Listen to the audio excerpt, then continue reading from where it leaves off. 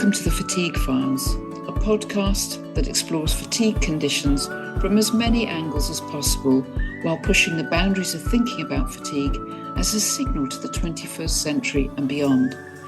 Cutting-edge thinking, practical strategies, thought-provoking explorations. They're going to all be here, and I'm your host, Anna Greer, welcoming you to this edition of the Fatigue Files.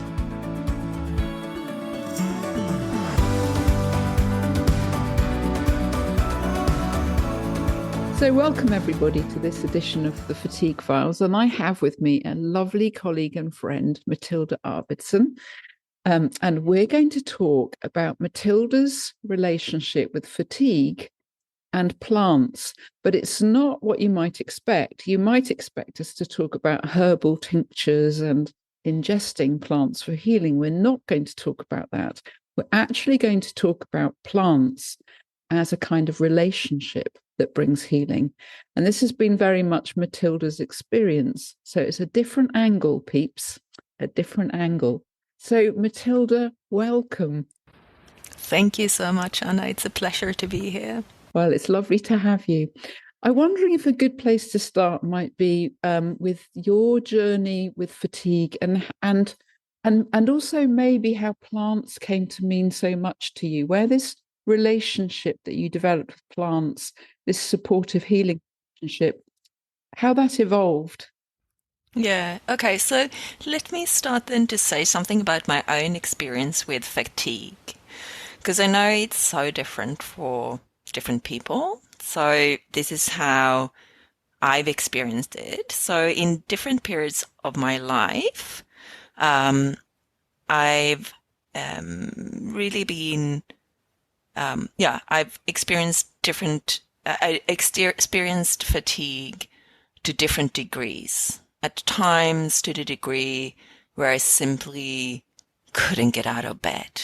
Like really just having to make an effort to go up, make myself food, and see people. And so I know that that's also how many of you who listen experience it. But there are other periods in my life where it just means that I have to take like an hour in the afternoon to have no noise, no contact with anyone.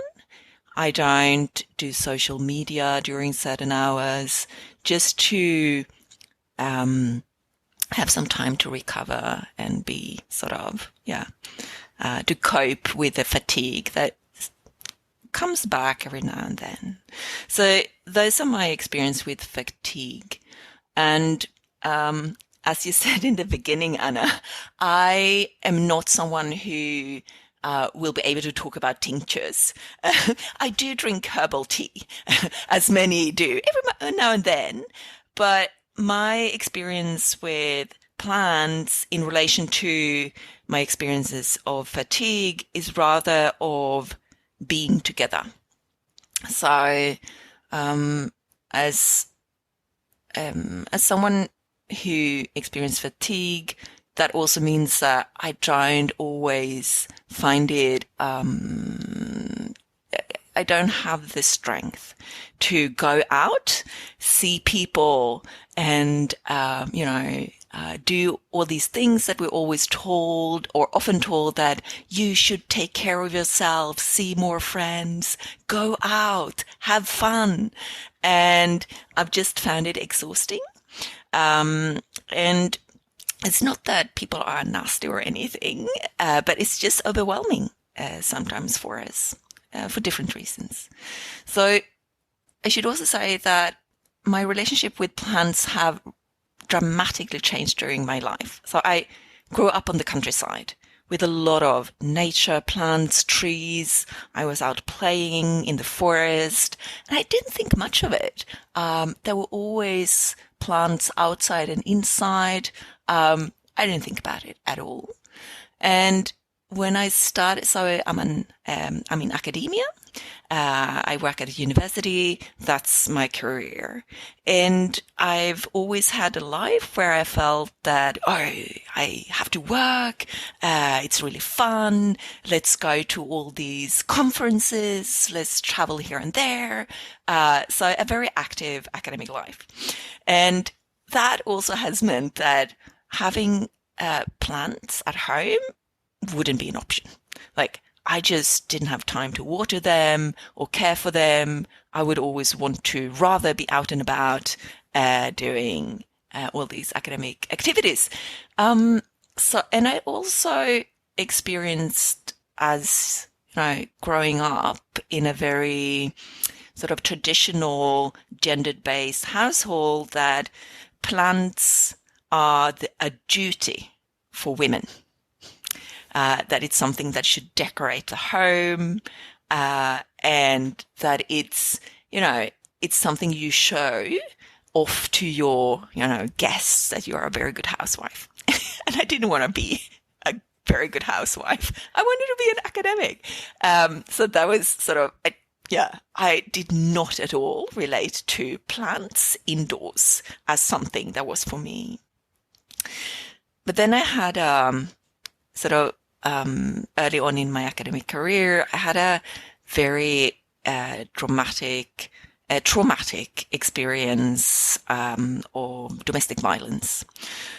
And it meant that I became very isolated, and I spent more time at home in my tiny apartment, and found that I couldn't actually go out and see people because I couldn't really understand myself, my situation, and I couldn't explain it, and it was just, I couldn't find a way out of it.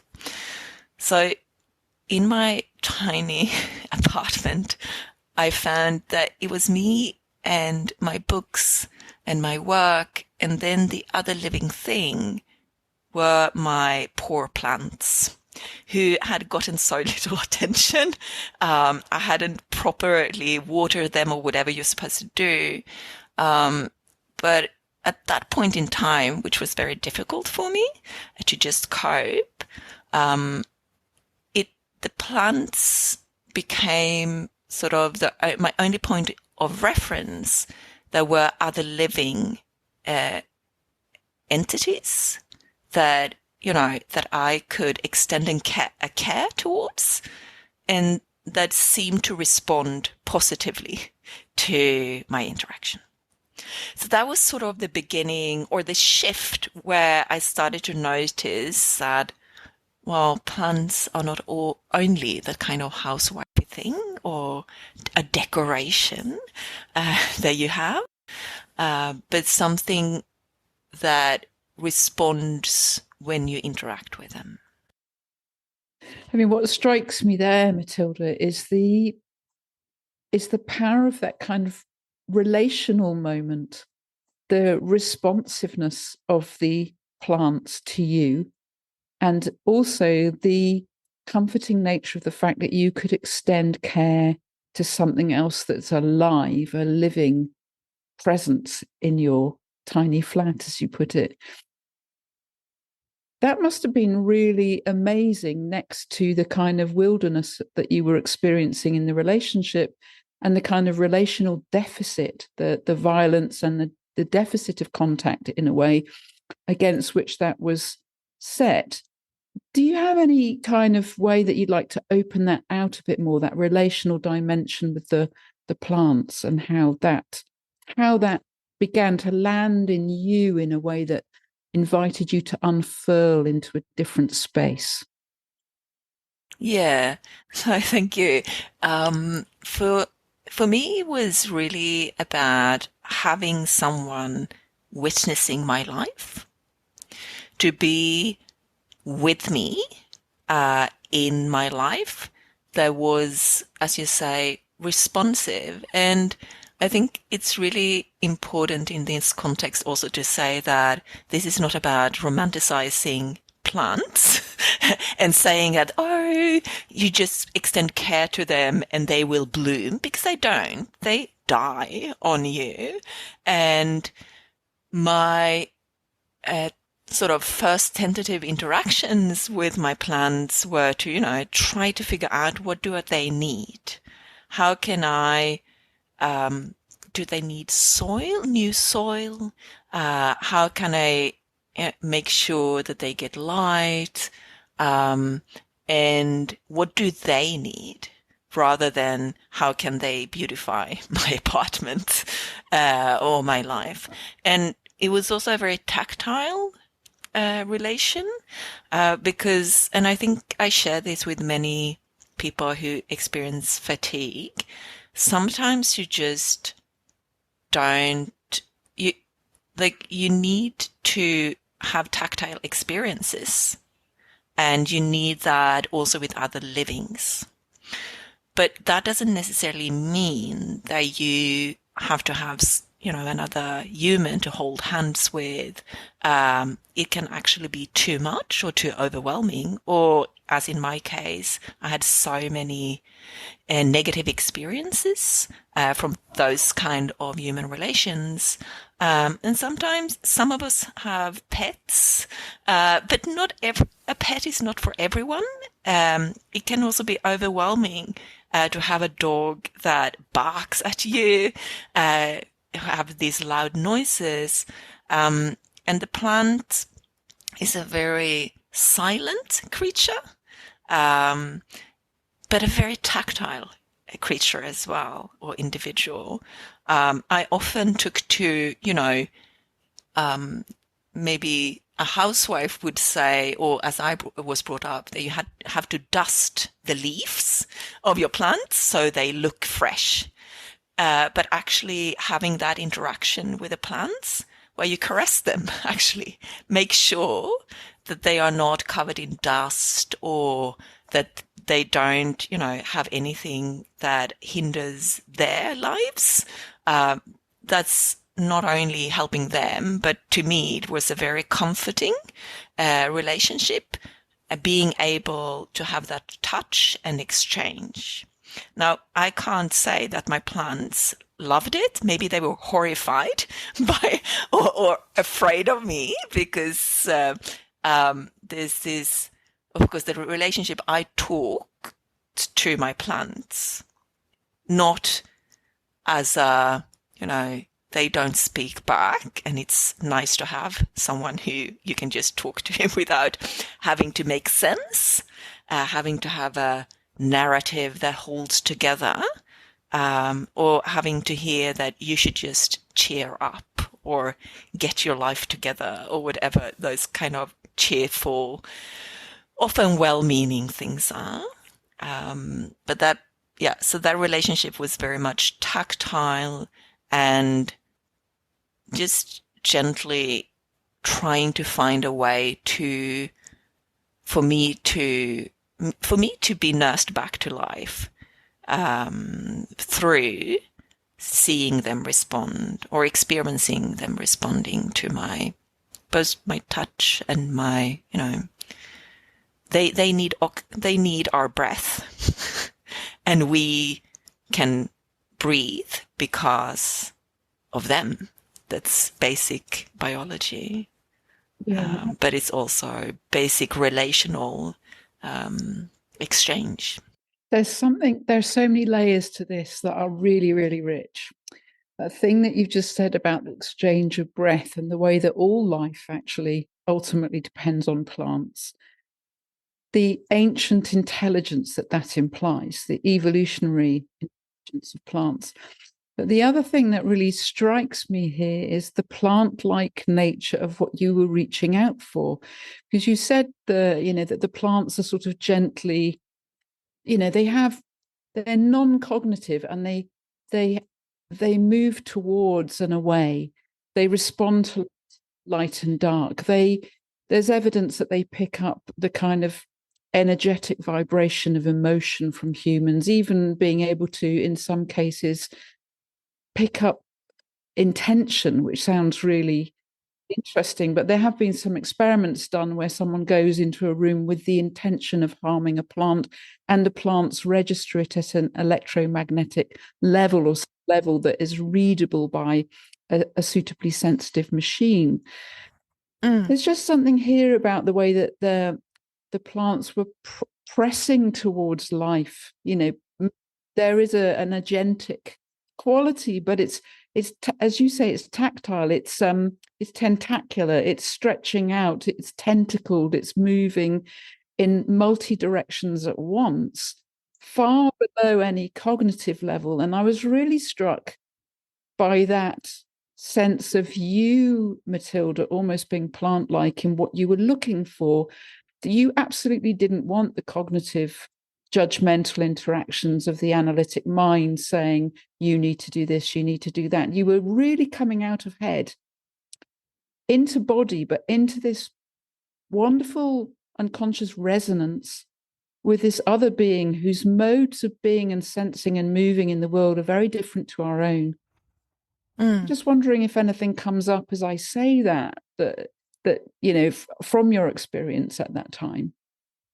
Yeah, absolutely. So this definitely resonates with my experience.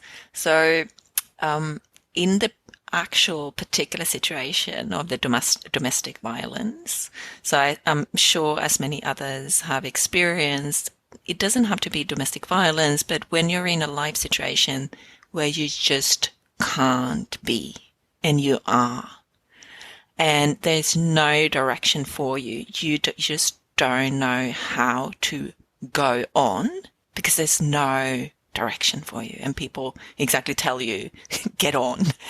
And so the way in which you can just, for me, spending time with these plants was a way of just exactly stretching in all directions, moving towards just exchange of breath, of just staying alive in this very, very basic sense, and also not being alone, of having someone who was there with me, who did support me, as you say, in a gentle way, but not because, you should support a woman in need or whatever, but because that's what life is about. You are there. We are basically in the world together. And our only duty is to not destroy each other. And whereas I, in my human relations at the time, felt that it was all about destruction, in my relations with these plants, it became the very opposite. So coming back to that very basic, both just biological, but also social, ethical, of just, being there for each other, being non-destructive and supportive. There's a really profound metaphor here, I think, for the broader human relationship with the world.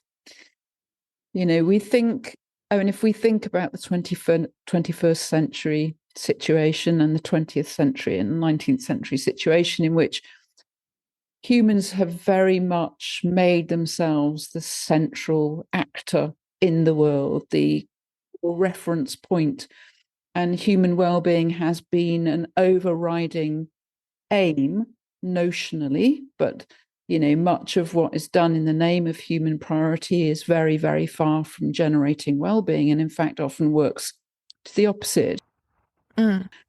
There's something here as well about opening to the more than human. There's something here about returning to the vegetal primal sense of connection with the world, in which we emerged very late on the scene. And these much older intelligences, these much older dynamics precede us. I think there's something here for us, even thinking in terms of our own bodies. Like, we're more than 70% more than human in terms of like viruses and microbiota, cellular structures, and all the rest of it. there's something here about coming into a much, much more sensing, respectful relationality with the modern human, both within and beyond notionally, because, obviously we're entangled with these things as we're in the world together. We're co-emerging a situation. And there's something in what you were doing there that strikes me as so beautifully sensitive, sensory, and humble. Mm. And there's a deep sense in which the way I'm hearing it is you were almost coming home to an origin before the neocortex, before the human, before all that, discovering an older relationality, the meaning of its own. Yeah. So I I think I also should say that at this point in time that I'm focusing on here in our conversation, it was so difficult that I contemplated that it would actually be my last days as a living being. And I felt that even that, I mean, we all know that we are going to die, but we often don't think about it as us actually being, in the end, the fertile ground for the plants that then supports other life. So at that time, as I was sort of trying to just hold on to life, it was also very present. It was also very present to me that I was really going to be Earth myself, and the process of decomposition being the necessity for new life to come into being. So I'm not saying that my plans, as I was, sitting in that small apartment, would have my body as a fertile ground. That's not what I'm saying, because also they were not out in their native environment. There were actually geraniums, and geraniums were brought to Europe. So I'm Europe-based. Geraniums are natives to South Africa, and they were brought to Europe as a decorative plant, right? To be both outdoors in gardens and indoors. So they were not native to where I was at, and also they were indoors, not in their habitats. And so, in a sense, one can say that the plants that we take indoors, it's a bit, it's not how nature actually really does it. It's part of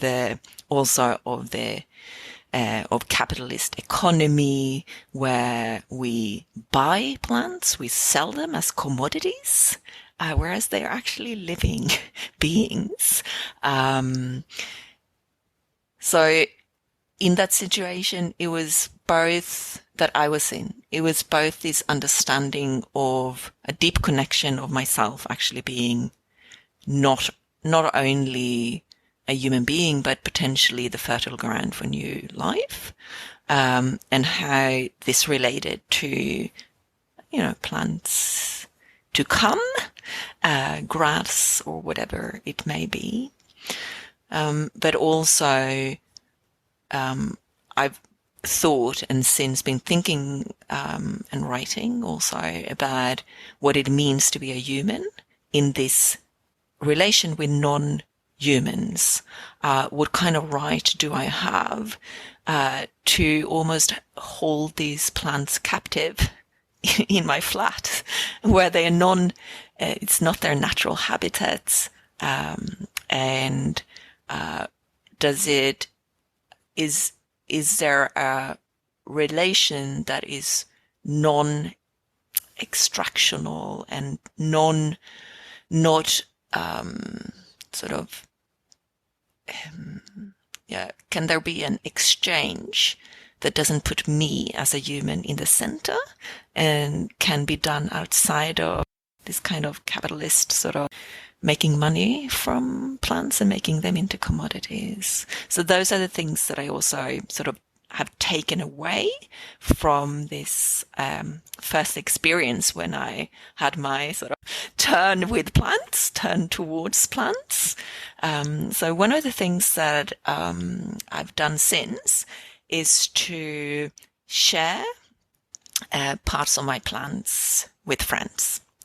So as you know, plants, they often grow. If you cut off part of the plant and you put it in water, it will sprout out new roots. And so that's how you can share the plant, and you can pass it on to your friends and colleagues, and you can make sure that it sort of goes on in life. So that's one part of caring for sort of a passing on of a relationship, and not making it into sort of something that we should make money of and be efficient with, or to have it more as a careful relation in that sense as well. So just turning back to the question of the healing dimensions of this process that you entered with the plants, what do you feel was taking place for you in that time? You're there with this incredible, difficult, painful point where you even considering the potential ending of your life as a being, and that led you to reflect on the fact that we're all compostable and that we're all part of this larger cycle, as it were, of life. But what shifts were taking place in terms of your plant like pushing towards some kind of regeneration in that process? How was the healing at work in this relationship, would you say? Yeah. So think that it was actually something really incredible, because I had geraniums at the time, and as many of you who live with geraniums, they are incredibly forceful beings. So my plants, I was not an expert at all. I just gave them water. I repotted them in bigger pots because they seemed to want to have that, in a sense that they were growing, and I was like, wow, they must need some more space. And as I repotted them, they just grew. And as my life, as I had known it until then, was, just falling apart and becoming so impossible, these geraniums, they took to living. They were so forceful. I had 1.3 meter high windows, so really high windows, and my geraniums, they covered it all. They just sprouted in all directions, almost as, so for me, I can't speak for them because I don't know what they wanted from this. But for me, it was really an invitation to go on to live, to just, take strength from their force, and how almost metaphorically that they just needed bigger pots. They needed new soil. It was just the basics of having that care.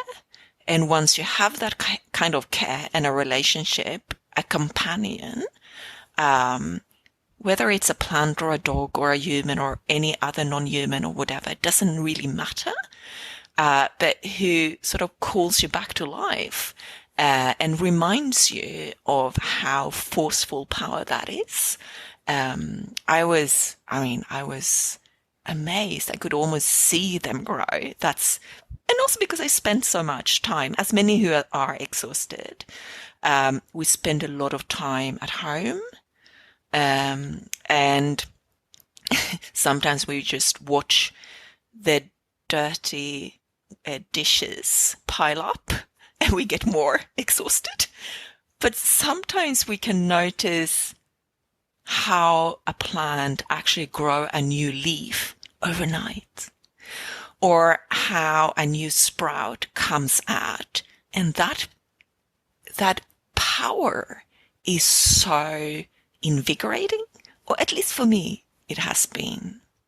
There's something so primal about it, isn't it? And not wanting to romanticize it, but if you think, for example, of the role of gardens in some of the greatest stories of humanity, you think about the role of the garden in the book of Genesis. There's something really primal about the life force of vegetation of all forms.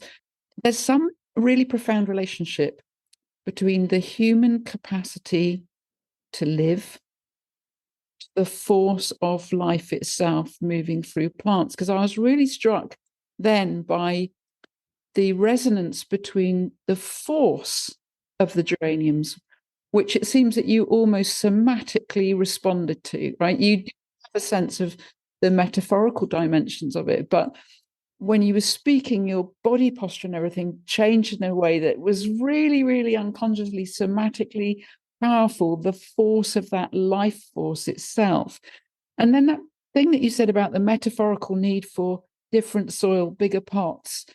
I mean, that also speaks of your situation back then, right? There's a really powerful resonance between what the plants needed, what they were, in quotes, saying, their communication, and you as the receiving human system, beautifully ending to that. But there's a sense in which they're speaking back to you the truth of your own situation, isn't there? Yeah. So in many situations, we feel hopeless ourselves and that we can't fend for ourselves, we can't fend for our rights, we can't make things in our own life as we want. But then to just have this experience of being able to respond to another living being, that sort of capacity where you, to me, it was so much bringing me back into life that yes, I'm capable of living. I can see life coming out of my hands because I care physically. I touch these geraniums. And for those of you who live with geraniums, you know that when you touch them, there's a smell. And it's very particular and very strong.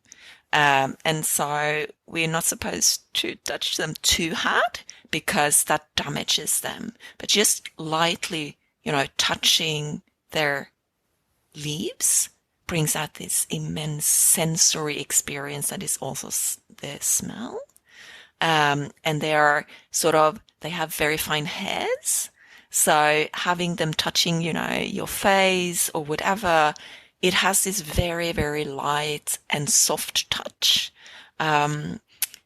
which is being together with another life. And in my experience, in my situation, these were the most powerful individuals I ever met. They were just so strong and so vivid, and they were the witnesses of my impossible situation, and they also witnessed how I took to living on, I survived. I'm here, and today I should say I don't live with geraniums anymore. Because, and this is, I think, a story to say that it's not all rosy, and there are also limits to how much we can identify with our plants. So some species of geraniums are edible, and we can, if we bake cookies, you can put it in, and so I was like, wow, I want to become part of my geraniums. And so I took some leaves, I chopped them up and put them in cookies to eat as a spice or as a herbal sort of infusion. And then I became allergic.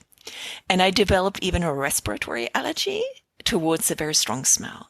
So today I live with other kinds of plants. But that's also part of it, that these geraniums, they moved on to other people, to friends of mine, to relatives, and they have other kinds of life. So there's also a limit to how to interact. And of course, we eat plants, and some of us eat other animals, and that's also part of life. We live, we die, we are here for each other. And these relations are not they're not perpetual. We're not supposed to just hang on to our plants or our children or relations just because. There are times where we let go. I think that's such an important point as well, because there's so much talk about the ultimate harmony of nature and cosmic perfection and all this. And for me, that's not it. To me, that's a form of stasis. It's not actually real.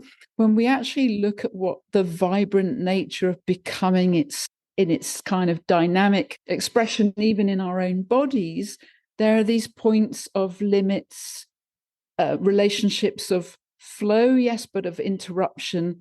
There are moments where there are cross currents, tensions, even conflicts. Some of those are really generative.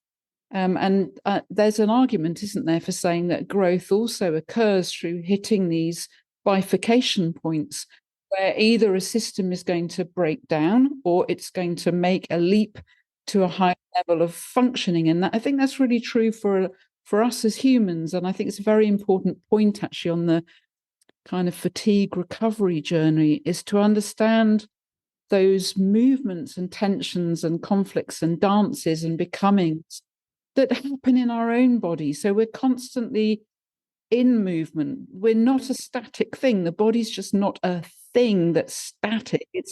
It's a multiplicity that's always on the move. And this plant-like kind of metaphor and relationality that we've been playing with really touches on something I've been considering quite a lot lately, which is that health is not an on or off property.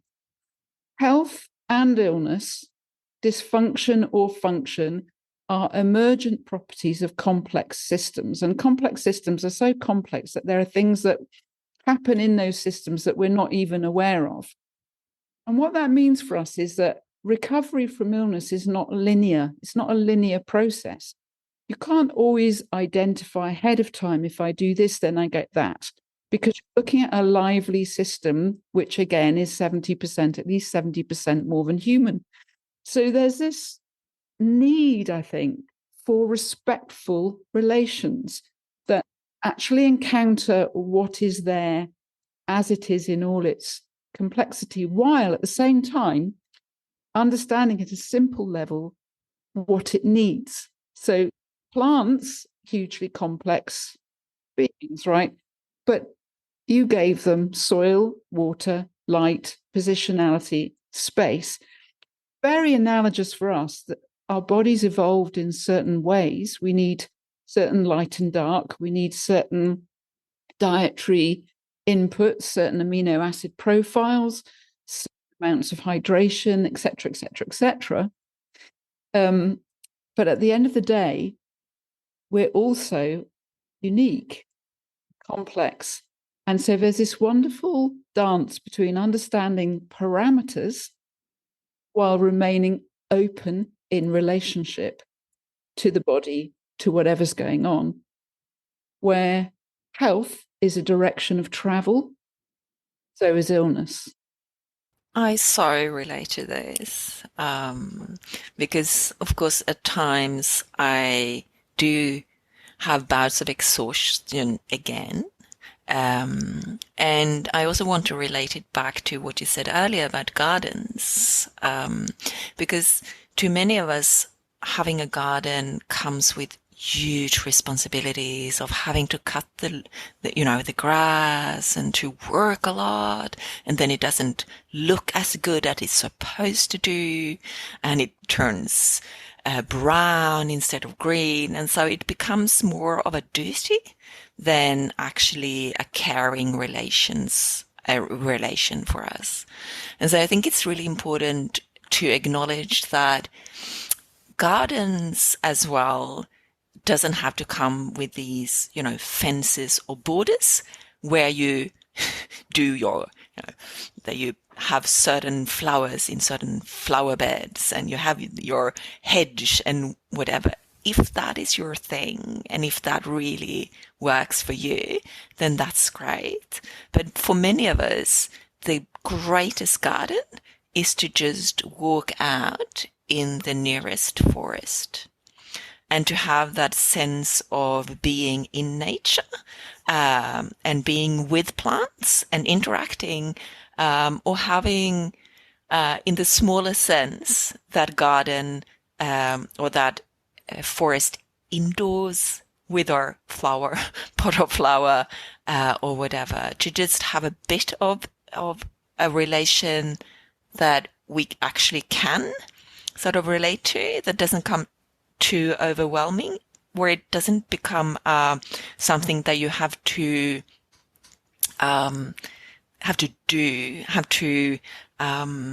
be good at, where, as you said, with health, you're supposed to produce being healthy. It's an achievement to become well. And the same thing with gardening and plants. It's an achievement to do well with your plants. And so I think for me, it's so important to move away from that. Yeah. Because that actually becomes a destructive relation to your own health and to plants, that it's supposed to be successful, living as healthy and moving on in our lives in good relations, whether it is through just being able to do no more and no less, to lie in bed and look at our plants and knowing and noticing, yes, we are in this world together. We are different, but we are here together. Then that is a great day. It doesn't have to be being able to stand up, go for a jog, and put 10 new plants. It's not about achievement in numbers, but it is really about how to relate in a respectful and nurturing way, I think. Yeah, absolutely. And I think the key invitation you're making there is this importance of coming home to a profoundly loving relationship with the self, healing process. And one aspect of coming home to a much more profoundly healing sense of being in the world, as you've richly explained, is sometimes coming into relationship with something as simple and straightforward as a beautiful plant with all its intelligence. And, if there's one piece of practical advice you'd give to people who, and I'm thinking about the people who are really debilitated right now, particularly the people who are in the situation that, we've both been in, and we both recognize of, either you're stuck in a bed, or you're moving between your bed and a sofa, or within your four walls and you can't actually get outside. What's the one invitation, Matilda, in ending this conversation, that you'd give to people from your own experience of this beautifully respectful, healing relationship that you develop with yourself in relationship with a plant? So that advice would be to find yourself a plant that works for you. And it could really be just if you can walk outside and there's a branch that you can pick or anything, put it in water. Usually a plant will survive for quite a long time just by being in water. Or if someone can give you a plant and then have it just next to you. Build this companionship of being together. If you're in bed, put it next to you. So the thing that you see when you wake up is this other living being who lives and thrives from your breath. And then live with that and find the strength in being needed by this other being who thrives from your existence. What a stunning note to end on. Thank you so much. Well, thank you. I'm going to stop the recording, but I just want to thank you on behalf of everyone for an incredibly rich, thoughtful, and gorgeous conversation. Well, thank you, Anna. It's been a pleasure, and I really do hope that everyone out there who is, living with plants enjoy this, and also can sort of find this peaceful relationship that you can have with your plants.